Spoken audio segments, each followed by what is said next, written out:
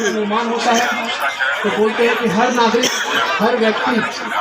उसमें पुरुष महिला दोनों मिलकर हम वोट देते हैं और हम अपने लिए अपने प्रतिनिधित्व के रूप में सरकार का चयन करते हैं। और सरकार का चयन किस मकसद से होता है कि सरकार समझे कि हमारी समस्याएं क्या है। और जब सरकार को ये समझ आ जाती है कि हमारे लोगों की समस्याएं क्या है तो उसके लिए नीतिगत फैसले लेते हैं और उस नीतिगत फैसले के आलोक में विभिन्न तरह के ये स्कीम्स चलते हैं या चलाए जाते हैं, जिससे जो आम नागरिक जिन्होंने अपने मतों का प्रयोग करके अपने प्रतिनिधि के रूप में सरकार का गठन करते हैं, उन समस्याओं को निराकरण करने के लिए इन स्कीम्स को सरकार बनाती है। और जब ये स्कीम्स बनाती है तो सरकार की मंशा क्या होती है कि हर वो नागरिक,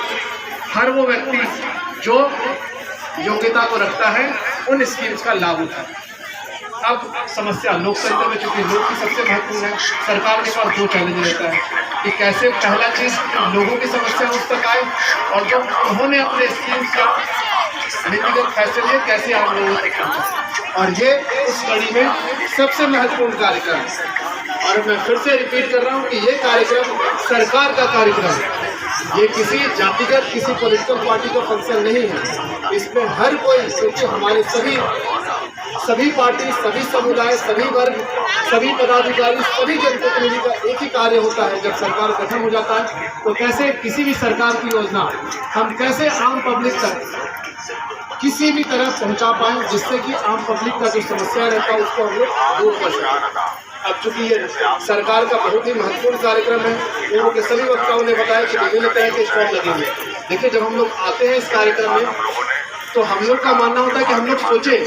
जैसे उदाहरण के लिए देता हूँ, इन स्टॉल्स में से मैं बोलता हूँ कि रोजगार मुहैया कराने वाले कौन कौन से स्टॉल है। तो आप देखिए, एक मनरेगा आपको दिख रहा हो जहाँ पे आप लोगों को जॉब कार्ड बनता है, विभिन्न स्कीम जो आपके लिए, फॉर एग्जाम्पल आपको कुआं की जरूरत है, आपको पशु सेट की जरूरत है, वहाँ आप लोग आवेदन देके उसका आगे की प्रक्रिया, सैंक्शनिंग की प्रक्रिया हो सकती है, बाद में उस पर कार्रवाई होगी। उसी तरह कृषि ऋण और पशुपालन, वहाँ से कृषि लोन लेकर आप लोग अपने उत्पादन को, अपने कार्य को बढ़ा सकते हैं। पशुपालन क्षेत्र में आप पशुधन लेकर, जैसे बकरी पालन, बत्तख पालन, पोल्ट्री पालन, गाय पालन, इन सब की व्यवस्था राज्य सरकार के स्कीम से निहित है। आप आवेदन देकर उन स्कीम्स का फायदा उठा सकते हैं। JSLPH से जुड़कर हमारी माताएं, हमारी बहनें सरकार के द्वारा क्रेडिट लिंकेज से जुड़ के उन्हें राशि मिलता है और वो उसको रोटेट करके कार्य में यूज़ करते हैं और उसका भी विकास करते हैं। और जो गवर्नमेंट के स्तर बैंक से जो लोन लेते हैं उसमें भी जो कम सब्सिडी रेट पे जो इंटरेस्ट रहता है वो भी पे करते हैं। इसके अलावा केंद्र सरकार का आप लोगों ने सुन रखा होगा मुद्रा योजना या प्रधानमंत्री रोजगार सृजन योजना, राज्य सरकार का एक बहुत ही महत्वपूर्ण योजना है मुख्यमंत्री रोजगार सृजन। ये ऐसी योजनाएं हैं जिससे आपको रोजगार की सुविधा उपलब्ध हो सकती है। इसके अलावा राज्य सरकार, केंद्र सरकार की ऐसी योजनाएं होती है जिसमें हमारी गरिमा, डिग्निटी बची रहे, जैसे पेंशन की योजना, जैसे कि सभी वक्ताओं ने बताया कि पेंशन की बहुत सारी योजनाएं हैं। उसमें सबसे महत्वपूर्ण राज्य सरकार का सर्वजन पेंशन योजना है, जिसमें हम लोग का सरकार ने एक चैलेंज लिया है कि क्या हम लोग इस बार आपकी सरकार, आपके द्वार कार्यक्रम जब हम समाप्त कर पाए तो क्या हम लोग अपने 100% नागरिकों को या 100% अपने लाभुकों को या वैसे लोग जो योग्य लाभुक हो उनको क्या हम लोग 100% लोगों को पेंशन से आच्छादित कर सकते हैं कि नहीं। ये एक सरकार के पास चैलेंज है, ये सरकार की चैलेंज नहीं है, हम लोग की चैलेंज है, आप सबों की चैलेंज है कि कैसे एक भी व्यक्ति पेंशन से ना छूटे, ये हम लोग को सुनिश्चित करना। और उसी के लिए सरकार स्वयं जनप्रतिनिधियों के माध्यम से, पदाधिकारियों के माध्यम से आपके बीच आए और आप लोगों से हम लोग अनुरोध कर रहे हैं कि आप अपने आस पड़ोस जो भी लोग यहाँ आए हैं, आप देखें कि आपके आस पड़ोस का कोई भी ऐसा व्यक्ति जो पेंशन योग्य हो लेकिन उसको नहीं मिल पा रहा, चाहे वो विधवा हो, परित्यक्ता हो, विकलांग हो, 60 साल से ऊपर बुजुर्ग हो, उन सभी को क्या हम लोग 100% लोगों को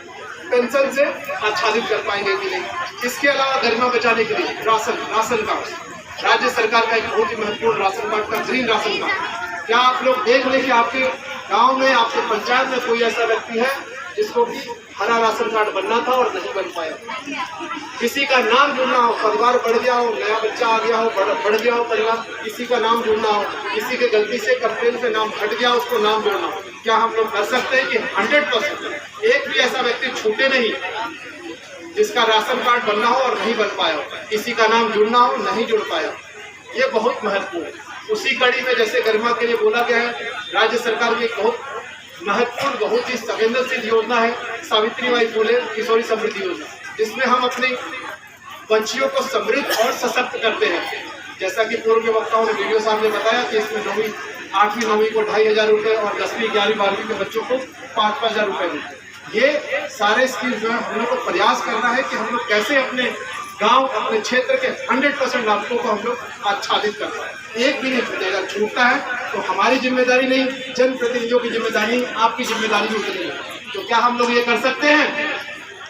100% लोग, हम लोग 100% वैसे लाभुकों को इन स्कीम्स का फायदा उठाना है और दिलवाना है। अब ये जो योजना है जिसके लिए महत्वपूर्ण राज्य सरकार ने कार्यक्रम किया, इसके अलावा आपकी और भी दिनचर्या की समस्याएं होती है, जैसे हो सकता है पेयजल की समस्या, बिजली की समस्या या बैंक की समस्या, आधार कार्ड अपडेट करना हो, आपके बड़े बड़े जो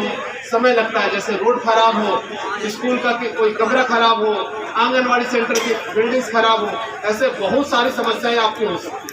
राज्य सरकार का मूल मकसद है कि उन कंप्लेंट्स को भी लेना है ताकि हम लोग उसको समयबद्ध तरीके से सॉल्व कर सकें। लेकिन राज्य सरकार ने अपने लिए चैलेंज दिया है कि जिन स्कीम्स के बारे में अभी हमने बातें किया, क्या वो हमारी प्रमुख स्कीम है जिसको हम लोग चाहते हैं कि 100% लोगों को आच्छादित करें,